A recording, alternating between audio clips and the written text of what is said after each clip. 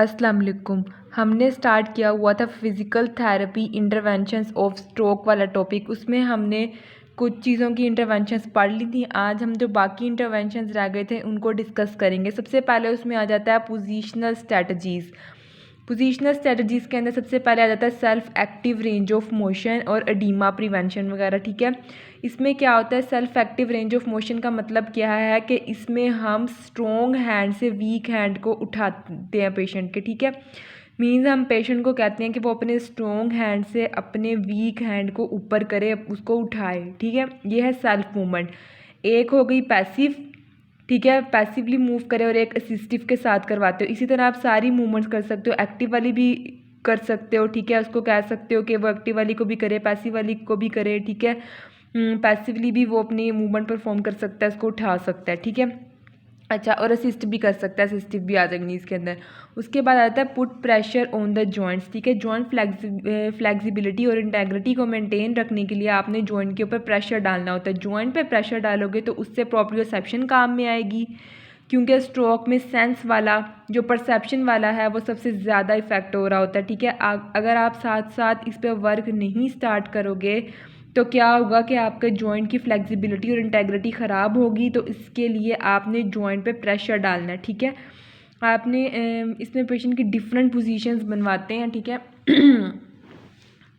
उसमें एक पोजीशन ऐसे भी होती है कि पेशेंट को बिठाते हैं, उसकी पैरेटिक साइड पे वो प्रेशर डाल रहा होता है अपनी पैरेटिक साइड पे। ठीक है, फिजियोथेरेपिस्ट जो है वो उसकी पैरेटिक साइड पे खड़ा होता है ताकि पुशर सिंड्रोम से प्रिवेंट किया जा सके। पुशर सिंड्रोम के बारे में मैंने आपको बताया था। ठीक है, अच्छा, उससे क्या होता है, फिर क्या होता है कि उसने फिजियोथेरेपिस्ट ने उसकी एल्बो के ऊपर हाथ रखा हुआ होता है। ठीक है, पैरालिसिस वाली जो उसकी बाजू होती है ना, उसके ऊपर उसने हाथ रखा होता है। ठीक है, क्योंकि पेशेंट का उसके ऊपर कोई कंट्रोल नहीं होता।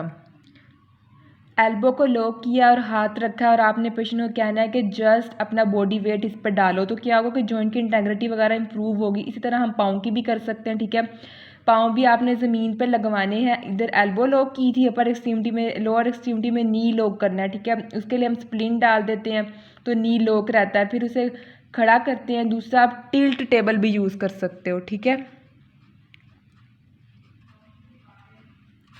टिल टेबल से क्या होगा, टिल टेबल भी यूज़ कर सकते हो, बंदे को बांध के स्ट्रेट खड़ा कर देते हैं। उससे भी क्या होता है कि उसके जॉइंट्स के ऊपर प्रेशर आता है। ठीक है, पोजीशनिंग आती है और उसकी जॉइंट इंटेग्रिटी इंप्रूव होती है। नेक्स्ट हमने किस चीज़ का ख्याल रखना है कि उसके पैरेटिक साइड के ऊपर कॉन्ट्रैक्चर्स डिवेलप ना हो। ठीक है, अपर एक्सट्रीमिटी फ्लेक्जन में जा रहा होता है और लोअर एक्सट्रीमिटी चूँकि लूज़ होता है तो वो बाहर की तरफ जा रहा होता है, और उसके उसमें क्या होता है कि आपकी लेग्स में कॉन्ट्रैक्चर डिवेलप हो रहे होते हैं। किसके अंदर, एक्सटर्नल रोटेशन के अंदर।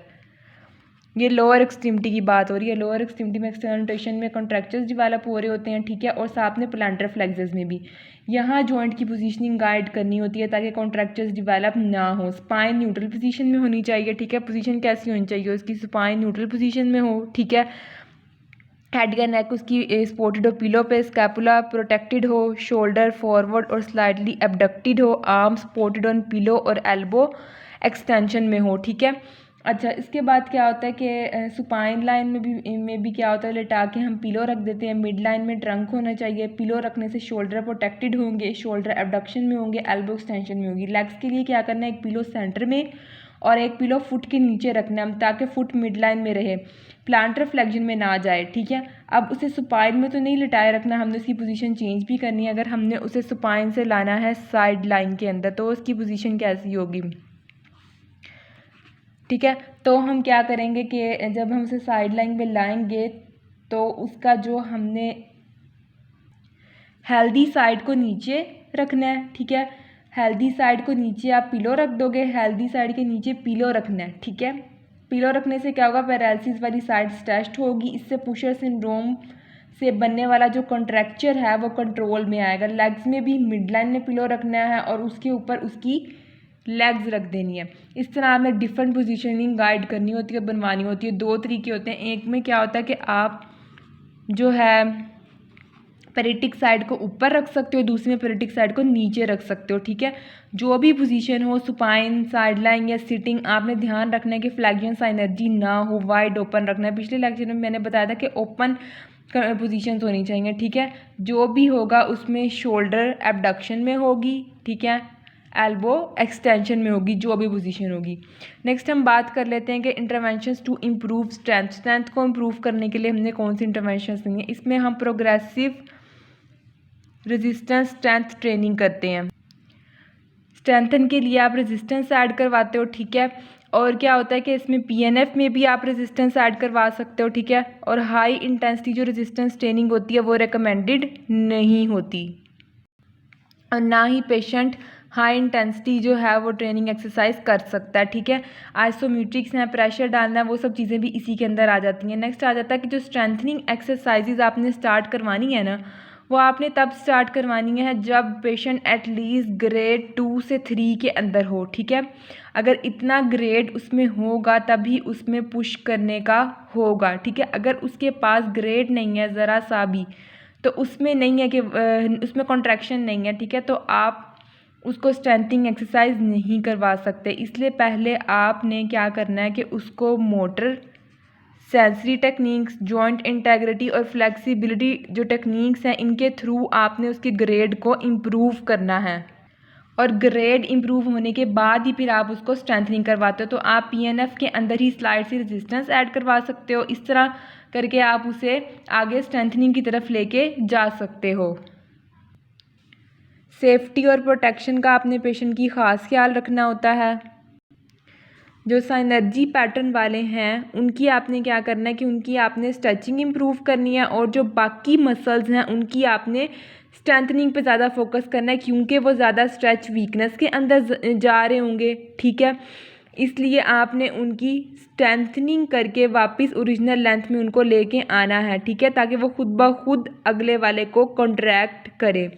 मूवमेंट कंट्रोल के लिए आपके पास क्या आता है, बैलेंस वगैरह वाली आ जाती हैं, ठीक है। ये सारी जो है ना, ये स्टार्टिंग इंटरवेंशन नहीं है, ये तब होंगी जब पेशेंट ग्रेड 3 के अंदर होगा, ठीक है। इतना स्टेबल होगा कि वो स्टैंड कर सके, खड़ा हो सके। ये इंटरवेंशन एक्टिविटी लेवल के ऊपर जाके स्टार्ट करवाई जाती हैं, और एक्टिविटी लेवल के ऊपर जाके फिर आगे इनके अंदर वेट बेरिंग जो है करवाई जाती है आहिस्ता आहिस्ता, ठीक है। आगे आ जाता है कि अपर एक्सट्रीमिटी के फंक्शंस को इम्प्रूव करने के लिए हम क्या कर सकते हैं। इसमें हम सबसे पहले कर सकते हैं task oriented reaching and manipulation, reach, grasp and manipulation. Constraint induced therapy mostly use होती है इन स्ट्रोक। नॉर्मल को आप किसी चीज़ से टाई कर देते हो और पैरेटिक साइड को ज़्यादा से ज़्यादा यूज़ करते हो। इससे निगलेक्ट से भी बचेगा और अनलर्नड का प्रोसेस भी नहीं होगा।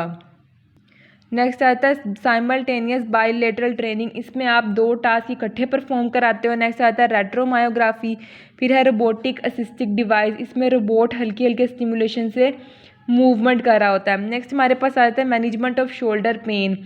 मैनेजमेंट ऑफ शोल्डर पेन, क्योंकि ये बहुत ज़्यादा आ रही होती है, बहुत ज़्यादा होती है, ठीक है, पेन शोल्डर के अंदर, और साथ ही इसको हम फिर सपोर्टिव डिवाइसेस भी देते हैं, स्प्लिंट वगैरह। अच्छा, अब लोअर एक्सट्रीमिटी के फंक्शंस के लिए हमने क्या करना है। सबसे पहले इसमें आ जाता है weight bearing plus assisted bridging. Bridging patient कर लेता है, ठीक है, क्योंकि एक साइड नॉर्मल है, नॉर्मल साइड को वो खुद उठा सकता है। पैरेटिक साइड के नीचे आप हाथ रख के उसको असिस्ट करते हो, ठीक है, और घुटने के आगे आप खुद हो ताकि घुटना स्लिप ना हो, ठीक है। घुटना जो है वो स्लिप हो के सीधा ना हो, इस तरह पेशेंट की वेट बेरिंग कराते हो। पीएनएफ की टेक्निक्स इसमें यूज़ करते हैं कौन सी, D1 और D2 लोअर एक्सट्रीमिटी के पैटर्न है, ठीक है।